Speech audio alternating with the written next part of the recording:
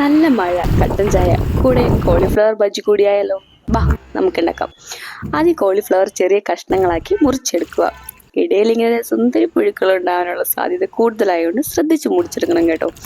ഇനി ഒരു പാത്രത്തിലേക്ക് കുറച്ച് വെള്ളമെടുത്ത് ഉപ്പും മഞ്ഞൾപ്പൊടിയും ചേർത്ത് ചൂടായി വരുമ്പോൾ ഫ്ലവർ കഷ്ണങ്ങൾ അതിലേക്ക് ഇട്ട് മൂടി വയ്ക്കുക.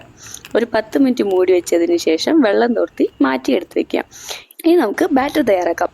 ഒരു പാത്രത്തിലേക്ക് കുറച്ച് മൈദപ്പൊടി, കുറച്ച് കോൺഫ്ലോർ, കളറിന് എരിവിന് പാകത്തിന് Kashmiri chilli powder, ginger garlic paste, chilli sauce, കുറച്ച് അരിപ്പൊടി.